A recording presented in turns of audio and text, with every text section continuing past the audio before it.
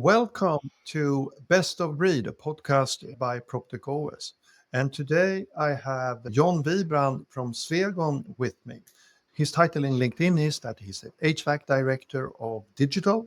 And I think actually, John, I know you for quite many years right now, and I have always seen you as more of an IoT enthusiast, veteran entrepreneur with actually a technical physicist background. Today, we're going to talk about how hard can it be to actually do ventilation. But before that, maybe just a few words about the Swegon group.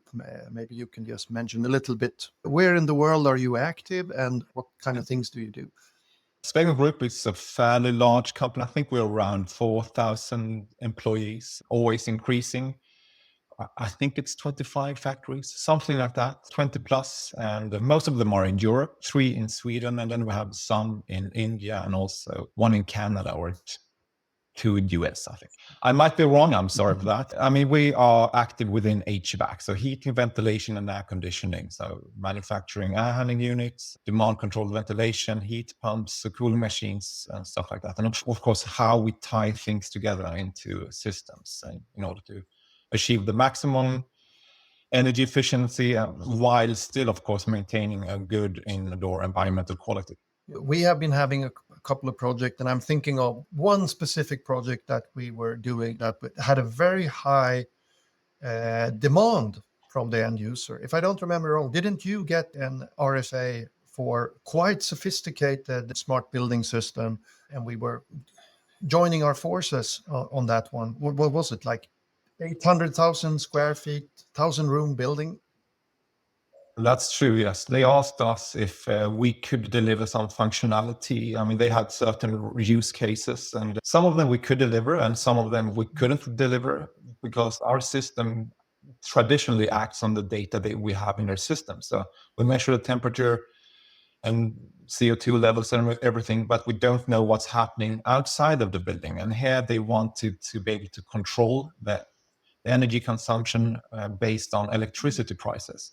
So when I read their use cases, I thought of you, and I know you do some of these things. So I think I introduced you to the customer, and we had a joint meeting and said, I mean, we can't solve it by ourselves, but then together we can find a solution for And you I think here. this is part of the ecosystem thinking, that you can't really be expert on everything, that you really have to work together. And since you were already on board on the Brixtima Real Estate Core, it was quite a straight path forward there. What was interesting in that project was that when we were looking at Swegon is a highly sophisticated ventilation system. Thinking of ventilation systems, it's how hard can it be? You need a fan coil, some little heating and cooling, and then just some simple PID regulators fixing things. How hard can ventilation be, John? I can see that. It can be hard, and I think that's one of the intriguing things here. If you look down in the different details of an air handling unit, within every single part, we have experts working. So it's not, if you just look at the fan blades, that's a super important thing as well. We have certain people just working with the design of the fan blades. And then, of course, you have the motors, the frequency inverters, all the sensors, the duct system, the filtering, heat. I mean, it's very many different. The little part software also. Quite big part. Increasingly important. What was really cool in this project was how we actually did just checking the systems. I mean, making sure that it was actually working properly, that it was properly configured. And we actually increased savings of almost 30%, I think 28% to be specific on energy costs. That is amazing. And what we did was basically just analyze the usage of all these thousands plus rooms.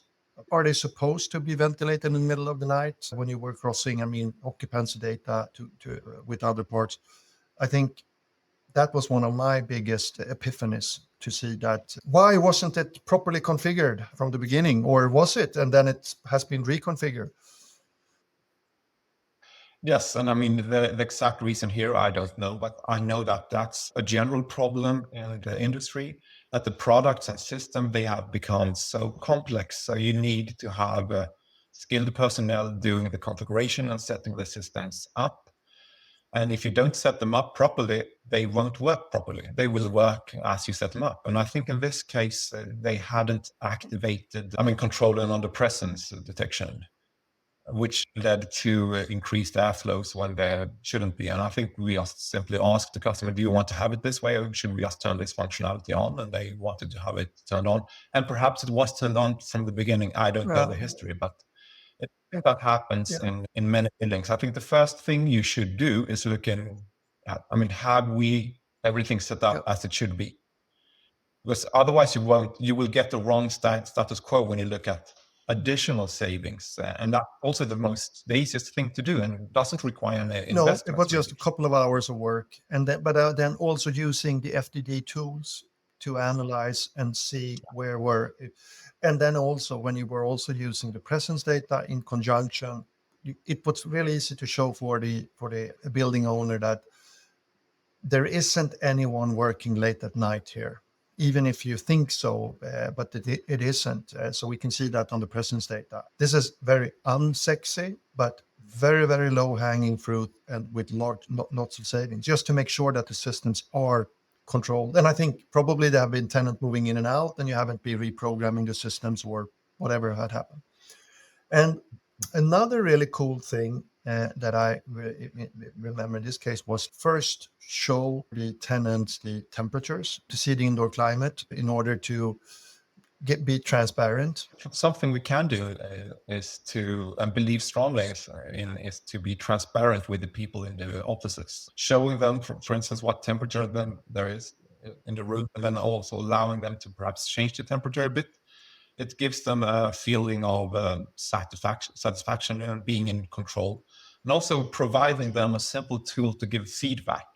By giving the inhabitants a way of giving feedback, the overall satisfaction increases, and many times the energy consumption decreases, because if they see it's 24 degrees already, perhaps they don't go to the thermostat and increase the temperature even more. And if they know how to complain, it takes away the discussions between the colleagues, perhaps complaining. If they want to complain, they can simply complain. And you have the transparency. So when there's actually a fault, then it's very obvious also to the technicians that are running the building. When we get these complaints, or the building owner gets these complaints, they are compared with the actual values. So if someone complains on it being hot, you can say, okay, turns out to be true because it's actually hot, or it might turn out not to be supported by the data. When we were doing this together, I think it was extremely valuable. I mean, the interaction, also using the real estate core brick schema format with your developers, to actually also enable a really cool feature that the users of the building were able to have an impact themselves. They could not just only go and fine tune the thermostats in each individual room. I mean, it was hundreds of rooms maybe for one tenant, but that they actually were given a kind of light switch for the climate, that they could, if they are going on a conference, they could actually put the building into 1 degree lower temperature or higher, depending if it's summer or if it's cooling season or heating season. Maybe you can explain a little, what did we do there? We used something we call vacation mode actually in the system. So you can switch the whole building or a part of the building into a certain mode. And here we let the temperature drifts a bit, so it can be a bit warmer and a bit colder in the rooms. And especially we use it for saving energy. So when there's a sudden increase in the electricity prices, or they want to decrease the power consumption, we get a signal from ProptechOS saying, put this and this floor or the entire building into vacation mode, and then we can allow the temperature to drift. And this won't even be noticed many times by the people there, because it's a well-insulated building, and we're only talking about perhaps 1 degree Celsius. But it has a big effect on the power consumption, because we don't need additional heating and cooling at the time. So there will be a decrease in the power consumption. I think this is a fantastic functionality, something we can't deliver by ourselves, because we need extra external data coming from somewhere, in cases from your system. Yeah, and the feedback I've seen is that tenants want this. You want to be able to participate. Why I'm turning out the light switch when I'm leaving home. I'm reducing the temperature at home when it's this kind of power peaks in the middle of January in the Nordics that we are living when we have it. And especially with the electricity prices going up and down as they are and will continue to do, this is a functionality many buildings want to have. Yeah. And more generic, as a kind of in the HVAC domain, what kind of challenge do you have? I mean, we have a climate challenge. We as Europeans, we have the ESG, the CSR, the EU taxonomy part with both energy and wellness that needs to be, to some extent, being conflicting. You have to reduce energy. At the same time, you have to keep up the quality. I don't see this as being conflicting. Many times you can increase the indoor environmental quality, I mean the ambience for the people inside, and at the same time save energy. And it's important to do both. If you just do one of the thing, it will be some kind of sub-optimization. And we mustn't forget the people in the building. The offices are meant for work typically, and people are there and they have to be able to perform at their best. And if they don't perform at their best, that will many times have a huge cost as well. So it's very important to keep the people in the building happy and being able to perform well, and at the same time, of course, having as a low energy consumption as possible. And of course, I mean, AI, we haven't been talking about AI, I guess. I mean, different kinds of levels of rules or statistical usage. When we have been doing these both FDD parts, we have been, both you and ProptechOS, we are using different kinds of AI method. The promise of that AI will fix everything. I mean, when will the Swegon system be self-configured? That would be a dream, wouldn't it? I'm sure it will happen. But regarding AI, it all comes back to the data. And if you don't have the data, I mean, shit in, shit out, more or less. If you don't have the data in a nice format, you won't be able to scale your AI models. And so we have some AI functionality already, but working on our systems. But what the property owner want to have many times is to have scalable AI functionality, which they can deploy in all of their buildings. And then the data has to be in a certain format, otherwise it can't be scaled. And also the data quality is of course very important. If it's at 21 degrees, is it 21 or is it actually 22? Something which has been overlooked a bit so far. We know that the sensors might not be placed where they should be placed. I think the whole data aspect here is super interesting. We will probably get some day to self-configure a system, but I think if I just might mention there, when it comes to real estate core brick schema, the importance is to have this normalized data, as you say, in order to support different kinds of usage algorithms / AI. So and as you said, to be sure that you have the right data, that you have to have the quality of it.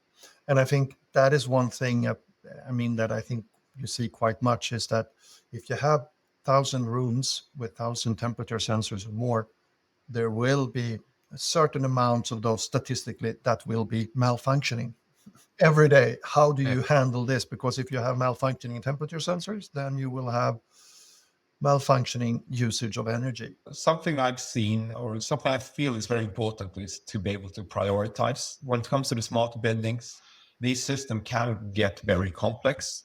And I mean, the responsibilities between different suppliers and different systems, and being able to prioritize what has the biggest effect is really important. You can't work on everything at the same time. So working on what really makes difference is important, and trying to keep things simple. There's a rule called KISS, keep it simple, stupid. I mean, trying to really work on the boundaries, the integrations, and making sure that they are understandable. Because we have to be able to understand them right now, which might be fairly easy because we develop it now. But then 5 years from now, someone will come and make changes, and they will have to be able to understand it as well. So keeping it simple, well documented, I think that's key to success here. And as always, keep the documentation up. I mean, so you don't have the tag list, final version 4 of the tag list of the system in some Dropbox system somewhere.